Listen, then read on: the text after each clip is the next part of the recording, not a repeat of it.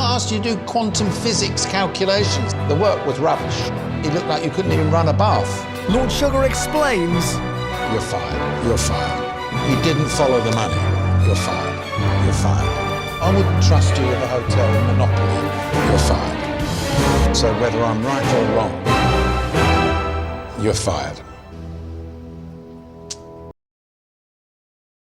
Hi, I'm Ben and my game is called The Black War.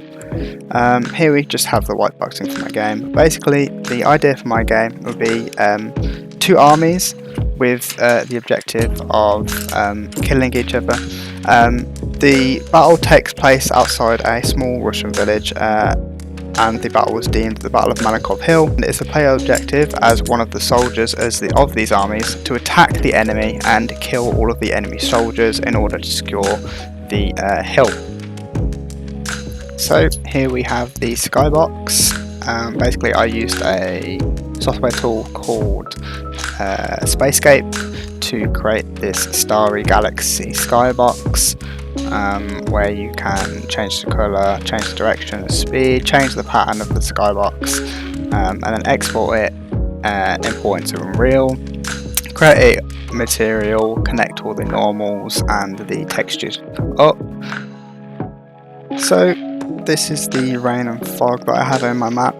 Basically the rain is from a asset pack from Unreal Marketplace called Procedural Biomes, and we also have the exponential height fog which is coloured white and the exposure lowered to give this dim gloomy film.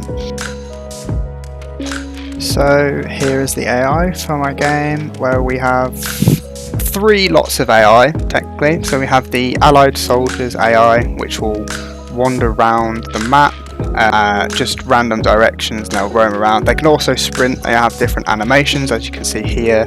They can walk, sprint and walk and left and right, and when they see enemy AI, they all shoot at those enemy AI, which all have health.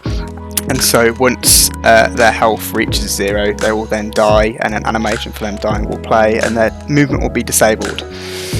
Of course this is the same for the enemy AI, however they will also shoot the player as well as the allied AI, and there was also a second version of the enemy AI which is harder and will spawn in after 30 seconds of the round of the game being played.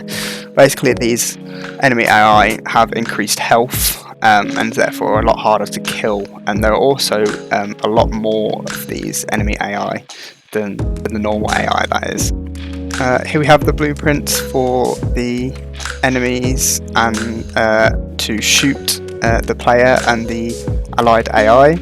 Basically all it does is it gets the health from each of the AI and takes the damage of bullets, which we'll see in a second, and basically just minuses the damage from the health, and then sets the health again.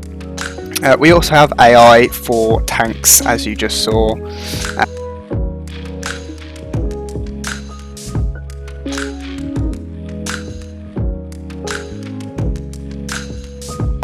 This is the first person character. The first person character has multiple inputs, which will be shown in a minute. Basically it's just the standard first person you get within Unreal. However, I've added stuff on top, such as health. I've added a reload mechanic as well, and then I've also added in the ability to change animation, as in when you're walking, running, and also when you get hit by bullets and shot. Here are the inputs here, so they're all input mappings, therefore you can play on controller and keyboard. When using keyboard, it'll be WAS and D to walk. To sprint, you'll have to hold down shift, and then to reload your gun when you run out of bullets, you'll have to press R. To fire, again, it's the left mouse button. On controller, reload is X, and then walking around is the left thumbstick, and to fire it is the right trigger.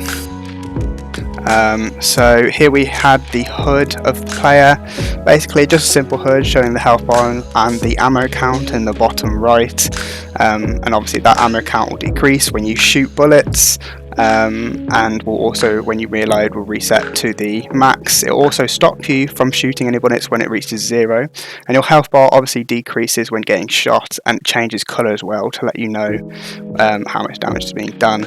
I also used Photoshop just to edit the images that are used within the hood. Here we have the sequencer. This sequencer was used for helicopters within my game. Basically, the helicopters have different key points within the timeline that we see just in the middle at the bottom there, and each point it states the transformation of where that helicopter is within the game space, and then moves it and blends the movement together. So basically, the animations on the helicopter were made using Blender. The bones in the helicopter's rotors and tail rotor were utilised to then rotate them a certain degree and then put that on loop to make it seem that they were spinning. There we have explosions, and the explosions which spawn just randomly around the map. These explosions do damage to the player and also the AIs, and basically you can get one shot from these explosions. We also have the sounds that are used for the guns and the explosions, and also music. I used Audacity for editing the sounds. Here is GitHub. This is my version control of all my assets. So I've committed multiple times for different assets and things like the helicopters, the tanks, the AI, and all these things. And so I would just like to add, before we get on to the gameplay footage, that the characters that I have used were found from Mixamo. The tanks and other military vehicles like the helicopters and artillery pieces that are up on top of the hill, they were from asset packs from Unreal Marketplace. And I have also used the sounds that I've used. They are from a website called Pixabay. And I've also used assets from the asset pack from Unreal Market, Rural Australia. I've used logs from this to act as debris, and I've also used, obviously, as previously mentioned, the rain from procedural biomes. And of course, the intro to this video, clips were sourced from YouTube, to which the link will be in the Word document below, and I then edited these clips to create what you've seen.